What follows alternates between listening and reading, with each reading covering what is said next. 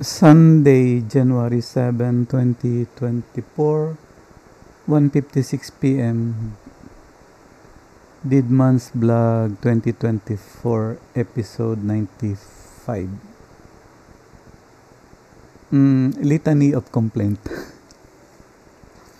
Ah, kaya ako kaya ako ginawang title na Litany of Complaint kasi na nabarads ako ng sa page ko. Dami mga Christian yung nag-share ng kanilang slogan. So, alam natin kasi ang style ng Christianity, how they use the internet is they use slogan. Pareho nung almost everyone uses slogan.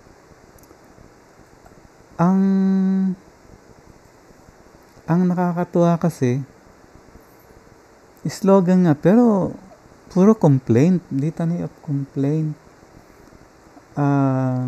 Unahin muna natin yung video ng mga complaintan. So, tingnan natin yung apat ito Hindi isa ko yan. Hindi, unahin natin yung, sige, tama, ito pala yun. Unang-unang nag-appear sa akin itong stop looking for a better pastor and a better church. Actually, hindi lang minsan to, no? I think more than once, either twice or thrice, but I don't remember in third time. I definitely remember na dalawang Christian yung nag-share sa akin ito. So, when I trace it, napunta ako kay Pastor Vlog. Siya yung nag-post nito. No? So, hindi ko lang kung pastor siya o ginagamit niya lang name ng pastor. And then, itong susunod. Ito yung niya. Chinek ko lang yung niya, yung kanyang mga post. And then, medyo shocking ng konti. Kasi itong may title dito. Magnanakaw si pastor stole 1,000 pesos. Walang boses na pangit. Ito naman, nagkataon na meron ding isang nagpost sa akin ito. Dalawa ito. Tanda ko dalawa yung nagpost ito. I think tatlo yun dito sa pero yung pangatlo pala nitong complaint na to, mas detailed siya. Talagang tinira niya yung offending member. So, and then itong pangatlo, ito, si Worship 77, I think musician siya. Kasi ang kino-complaint niya rito ay yung mga kapwa niya musician. Kaya ako sinasabing kapwa niya musician kasi somewhere here this medyo katapusan na. Kasi dito nilitan niya ko yung mga traso ng mga song leader, no? O yung mga guitarist or yung nasa music ministry. And then sabihin, tayo. So I think siya. Gusto niyang makorek yung nakita niyang mistake sa mga kagrupo niya. And then itong isang ito, I think itong unang nag-appear sa akin ng December, then sumunod na itong tatlo. Pinik niya yung Kawikaan 15:1 na ang sabi, ang malubay na sagot ay nakapapawi ng puot. Ngunit ang mabigat na salita ay humihila ng galit. Parang related dun sa sa tatlo na buksan ko, no? Pero check muna natin yung Proverbs 15:1. Proverbs. Saan ang Proverbs? Proverbs 15. Soft answer tanar tawid-tarap. So, how do we proceed? Okay. Ganito gagawin natin. Tatalakay natin sila na sabay-sabay. So, related itong tatlo sa dito. Ngayon, kung wala itong tatlo at pinadala sa akin ito, no? Dadalawang isip ako Sasabihin ko teka, ako ba ang tinitira nito? Magbigay ba ako ng hindi magandang sagot? Admonish ito nung paggamit ng salita. Kaya lang, kasi alam nyo naman yung style ko when I do Bible study, no? Hindi ako nag-stick sa isang verse lang. Ngayon, ang magiging argument is, kasi Proverbs ito, no? The way Christian use Proverbs is, kukuha lang sila ng isang verse tulad nito and then expound on that. Now, sa akin naman, I'd never do that, I always check the content. Kasi, if I do that,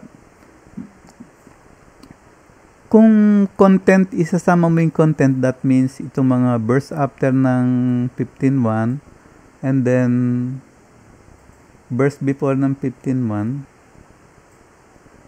itong mga to, magiging siyang ilog. Kasi merong pinanggalingan, tapos yung verse na didiscuss at merong patutungan. So, meron siyang flow. So, doon ako after sa flow kasi kapag i-take consideration ko lang yung isang verse tulad nito, it will now, ang interpretation here now is, depende kung ano yung need na nakikita ko na sa akin o personal dito sa verse na to. And then I was reminded sa atin ng Bible na the scripture is not of private interpretation. So I should not make this private, no?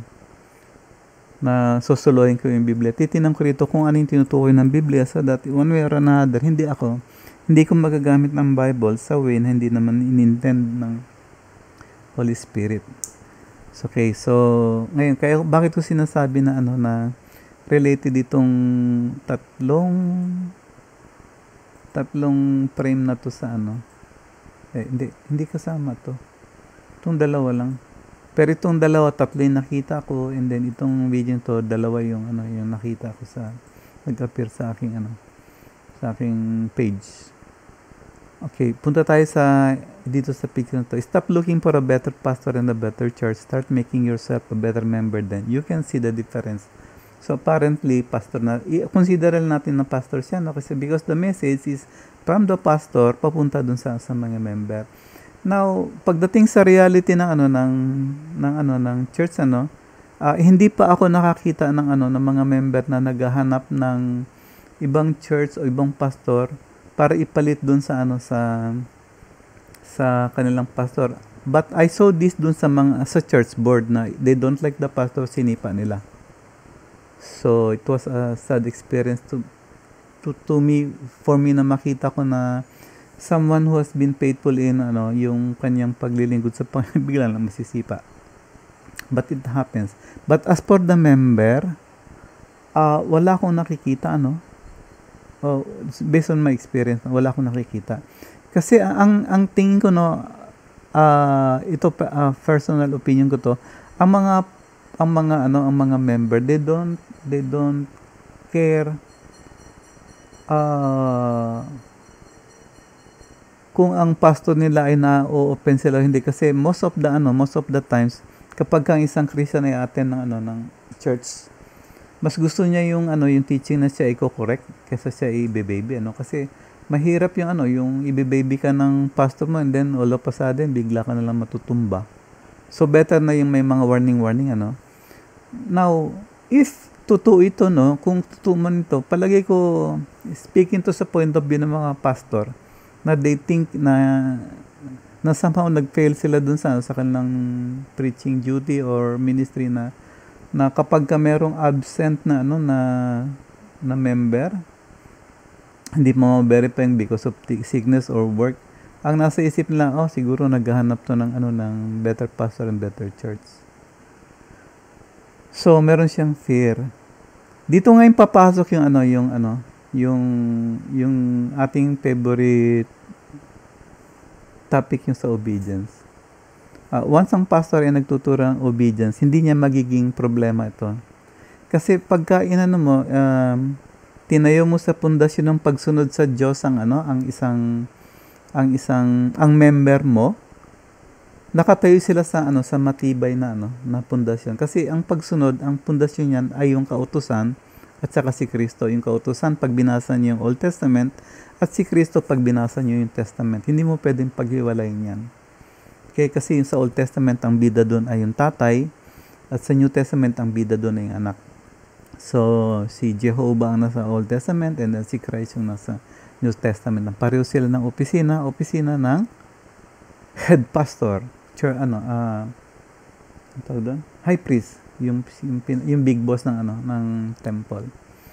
So establish mo sila sa obedience. Hindi mo magiging problema to. Why? Kasi kapag ang isang Christian, malinaw sa kanya yung kanyang tatahakin, hindi niya dala yung mga burden ng iba-ibang denomination na inatinan niya. kundi ang dala niya lang ay yung burden ay binigay ng Biblia sa kanya, yung obedience sa Panginoon. Kahit anong mga maling turo, hindi siya makukuha. Hindi siya masisway. At hindi lang yun, habang sumusunod siya sa Panginoon, yung mindset niya ay nandun siya palagi ang question sa kanya, if I will do this thing, ma-open ng aking Panginoon kasi this is against His law. Okay? So, hindi na natin i-review yung 10 Commandments. Of course, yan ang palasa ko pag sinabi, hindi na natin i-review. Actually, titingnan natin yan. So, yan, Exodus 20, no? Mula rito hanggang 17, ba?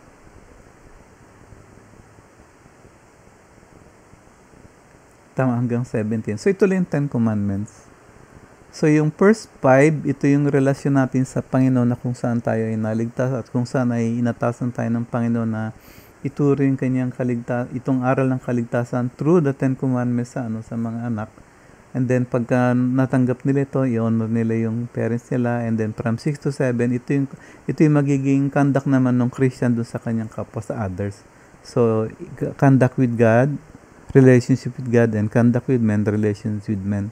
So, if both Christian are obeying God, maganda yung pagkasama nila. But the moment na isa maging disobedient sa Panginoon, hindi na maganda yung relational. Lalo pa kung pareho silang parehong disobedient, kita, no? Hindi, ibig sabihin, nag-cross. Nag-aaway pa rin yan kasi hindi sila in agreement, no?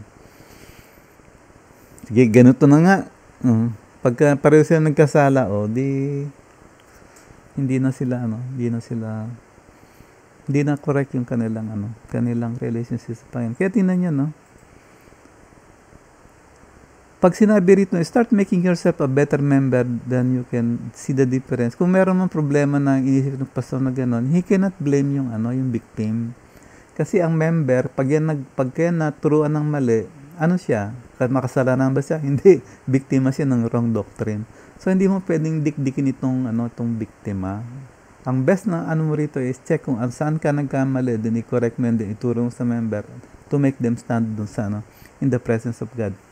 Remember, kapag ang isang Christian ay nakatayo sa obedience, siya ay holy. Kasi ibig sabihin ng holy, he does not change, hindi niya binabago yung utos ng Panginoon. Ibig sabihin ng hindi binabago, hindi niya binabiolate, hindi siya gumagawa ng bagong kautosan. So holy siya, yun ang holiness, which is the same definition natin sa Panginoon na why God is holy, because God does not change. He is the same yesterday, today, and tomorrow, and forever, and whatever He write today, yun pa rin ang nakasulat sa future.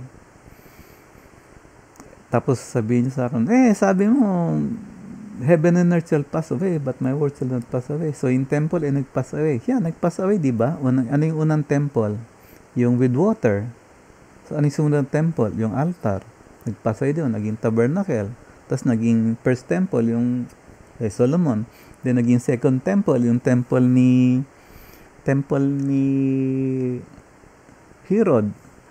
And then sumunod yung temple, invisible temple ng ating Panginoong Yesus. And then tayo ngayon. And then ang susunod ay yung new heaven and earth na walang water, di ba? Bababa yun. Tapos andun tayo. And then afterwards, same temple pa rin but different high priest dun sa 8th iteration niya.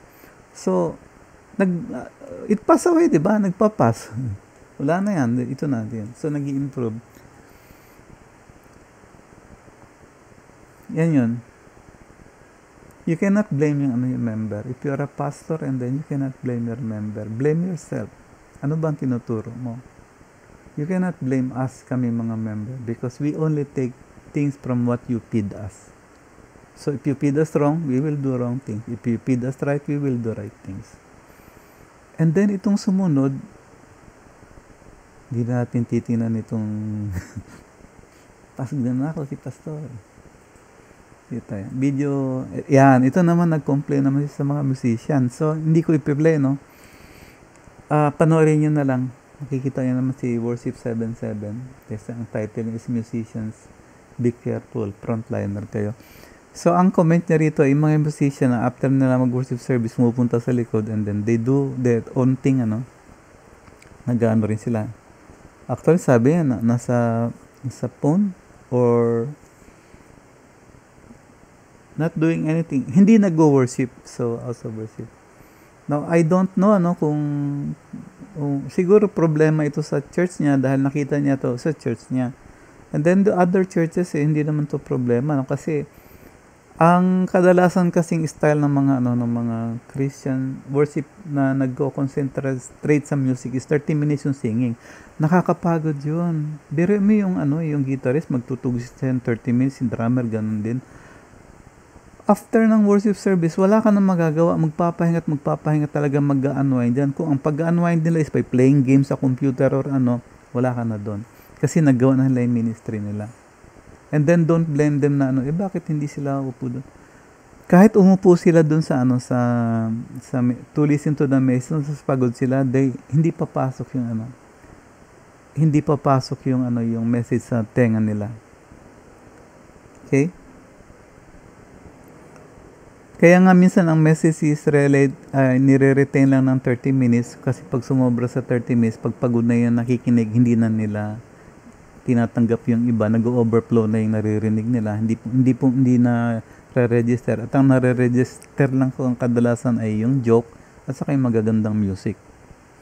So sa old church na pinanggalingan ko, ang singing tatlo lang eh. Opening song, may magpi-pray, second song, and then announcement or anything, and then another song bago pumasok yung speaker, or minsan dalawa lang. First song, and then song bago mag-message, and then yung third song, yung final song, then tapos na. So, ang role ng music is not to entertain nung time ko, but the role of music is to prepare the heart doon sa message ng Panginoon. Pero now kasi iba na, naging parang entertainment, parang pag umattend ka ng church service, umattend ka ng concert. So, papagurin yung mga members sa kakakanta, and then after that, saka sila magre-relax sa pakikinig. But yung pakikinig nila will now be, naka-tone down na, hindi na fully listening. That's why they had to take notes But sometimes yung take notes after masulat, wala na yun, tapon na yung notes na. Hindi na pag-aaralan. Now, I remember nung ako noon so pagka nag-worship kami ng mga bata sa CCF. So, after nung worship, habang kumakain kami, tinatanong ko sila kung ang tanong ko ganito, ano yung kulang doon sa message?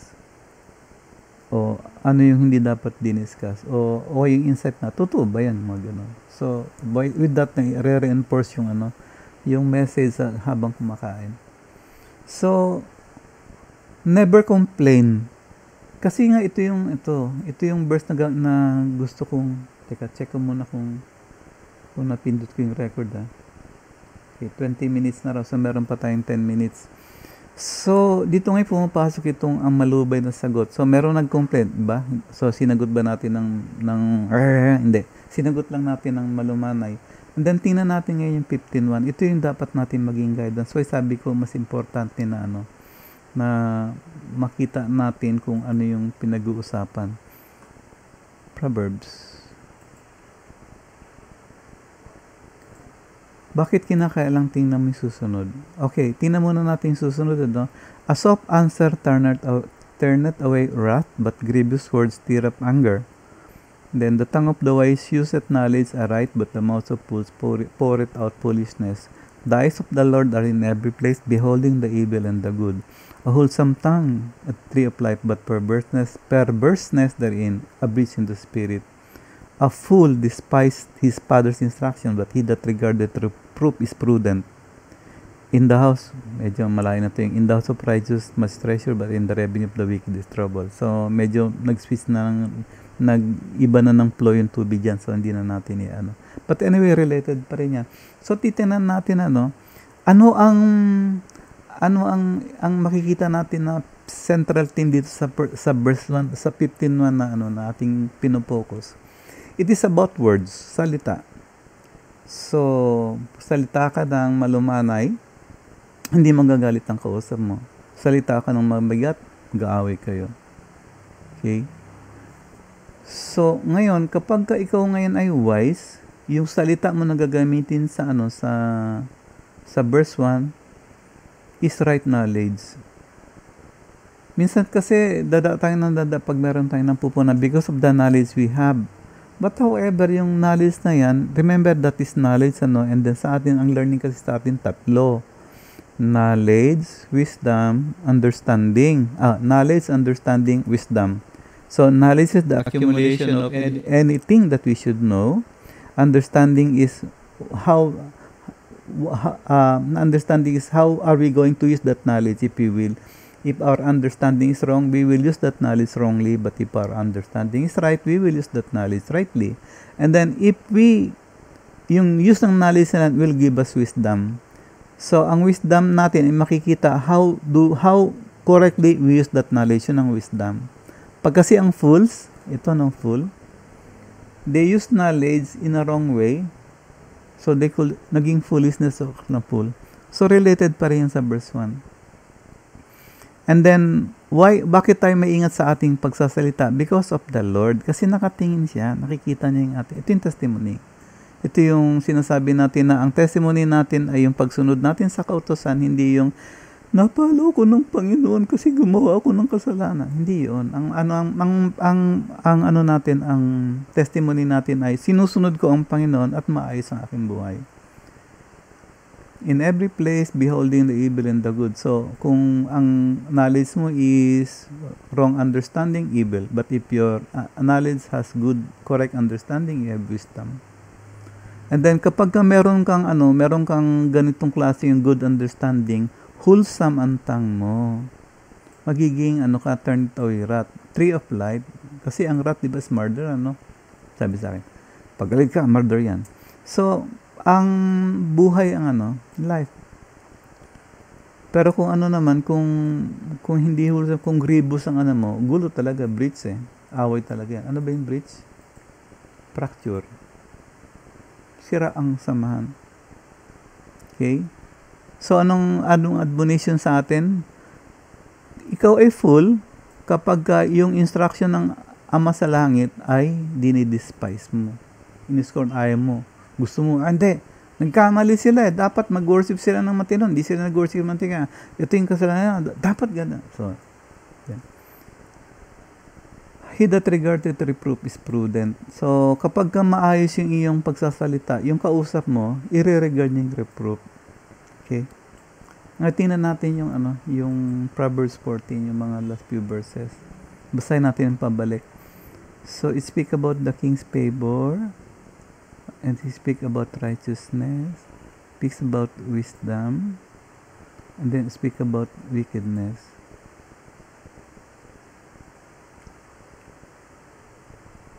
And then oppression. Okay. Pwede tayong sa sound heart saka yung slow to wrath. Actually, dapat kasama lahat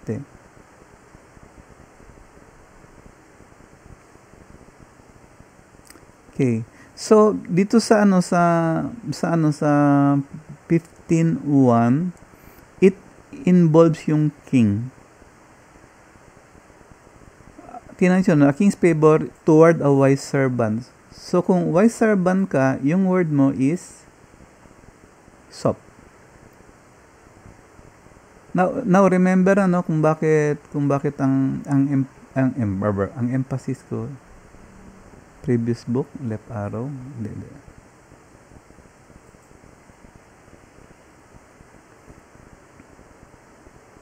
Yung yung sinasabi ko na bakit ang Bible hindi dapat maging private interpretation kasi ito nga kung kukunin natin yung verse 15, verse 1 ng chapter 15 sa Proverbs as if it is our own, gagawin na natin yun sa lahat ng verses sa Bible, and it will wreak havoc kasi the truthfulness of the verses will now depend on us kung paano natin.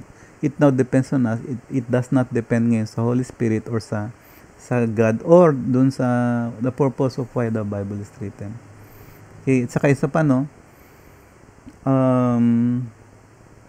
halimbawa, sundalo ako. I-oppose ko yung yung 15:1. Alam niyo kung bakit? Nagkakamatay na, sinusugod na kami. Pagkatapos yung sundalo ko tutulog-tulog Gagamitan ko ng, uy, gumising ka na, andyan na yung kalaban, barilin natin sila. Sagot ng sundalo, ay hindi po, gusto ko pa pong matulog. See? Depende sa situation. Situation ko ganon. So, maiiba ngayon yung yung purpose ng verse sa akin. Hindi na tutugma ngayon itong sinasabi sa verse ng wise, blah, blah, blah, blah. Okay? So, yun ang ibig ko sabihin, why it is necessary to check on before and after birth. So, it's about the king's favor. If you are wise, and then righteousness. Kapag maganda yung sagot because of the foundation you are in, merong righteousness, and then the nation is exalted. Kasi ganito yan eh. An individual is standing on the Old Testament and the New Testament. So, yung anak niya ganun din, tinuruan niya. And then, yung pamilya niya ganun din. Now, that family will comprise the church, okay? And the church is now standing on the Old Testament and the New Testament. So, yung church na yun will, dun sa iba pang mga churches na likewise katulad din nila, will form a country. Then, verse 34, righteousness exalted a nation. Why are they righteous? Because they are doing what God wants them to do. Because ang ibig sabihin ng righteous is doing right. Tama ang ginagawa. And the right thing that is ang utos sa atin ng Panginoon sa Old Testament is, love me, keep my commandment. And then sa New Testament, ang utos sa atin ni Christ is, love me, keep my commandment. Pareho lang. So, pag righteous ka, natural lang na ikaw ay merong wisdom. So, na-understand na natin ang wisdom, This is using the knowledge correctly. Understanding the use of the knowledge correctly. Hindi tayo wicked. Kasi yung wicked ay ang kanyang motivation ay paggawa ng kasalanan, wickedness. Samantalang tayo ay hindi. Meron tayong hope kahit tayo ay mamatay. Pag namatay tayo, ang presence natin ay sa Panginoon. Ang sasabihin sa atin ay, well done, my good and righteous servant. Dito naman sa wicked is, depart from me, I know you not. And then, kapag ang pundasyon natin is maayos, yan, we honor Him. Pero yung mga disobedient, nag-o-oppress. Tapos, nagko-complain pa sa Panginoon. Naalala ko na to nung si Martha at saka si Mary, Hindi ko nahanapin yung verse kasi mabibisto nyo na hindi ko alam kung saan ang verse kasi gagamit na naman ng Google.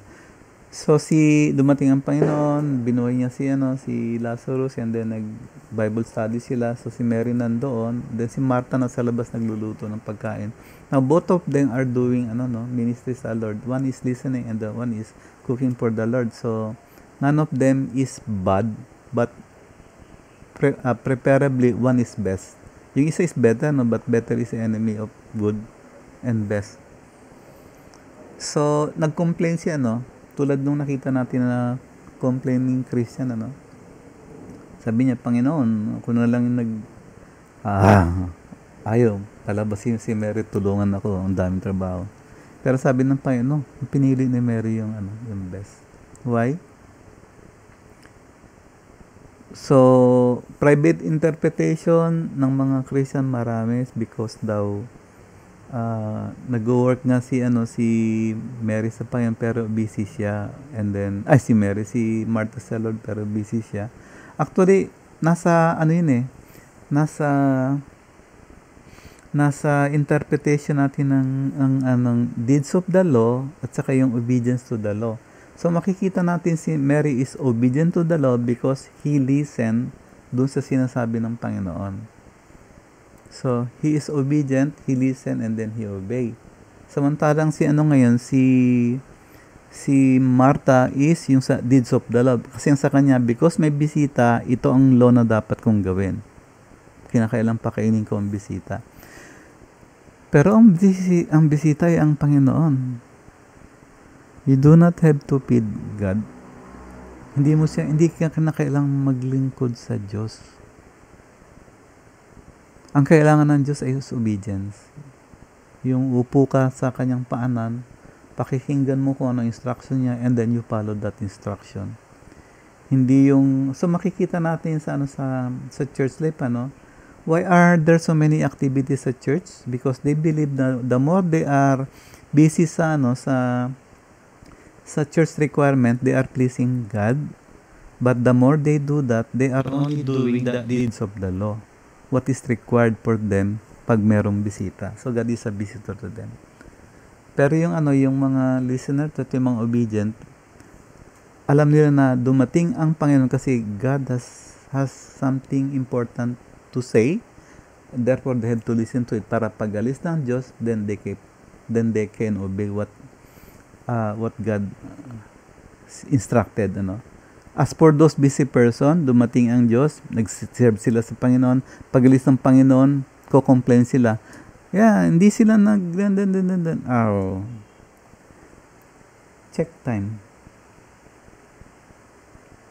32 lang. Okay, so diyan nagtatapos ang ating short study, no. So complain, it's your choice. Kung if you want to be complain sa Panginoon. Like for example, ng Panginoon, nag-pray kami ng ganito, hindi yung sinagot ng aking prayer. Good. We now have a next topic sa second vlog natin for 2024. And I have to remind myself about that, and that will be prayer. So whatever is in my mind, ititigil ko na, baka lumawak na naman ang ating pag-uusap. So that's it. Yan yung ating study. We studied about the complaint, and then seemingly yung Bible na pointing something against us, pero actually it points something for us na matutunan kung paano natin i-approach yung mga Christians who complain so much. So ang complaint nila is valid, and their complaint is correct, but the way it is given is not, kasi it will stir anger. Hindi siya soft, kasi kundi grievous word. So now we learn about that. So we thank God for His word. We thank God that we were able to understand what Kawikaan 15:1 says unto us. So okay, on the side note, remember, don't be a slogan Christian, because a slogan Christian is like a flood. But be an obedient Christian. No, but be a Christian who studies the Word of God not by verse but by context. Ano yung content nung nauna, nung verse na before, and then content after. And then you will see na it flows. The Word of God flows. Ang sarap pag-aralan. Pero yung ito siguro sa inyo, lahat kayo na mahilig mag-post ng slogan. Ano yung nakukuha ninyo dun sa sa respond ng ng mga Christian? Diba puro amen, amen, amen, so be it, so be it, so be it. So help me God, blah, blah, blah. That's it.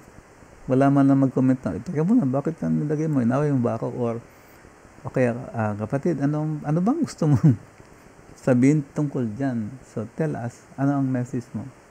What is your understanding about this knowledge so that we can gain wisdom? So with that ends our first episode for 2024.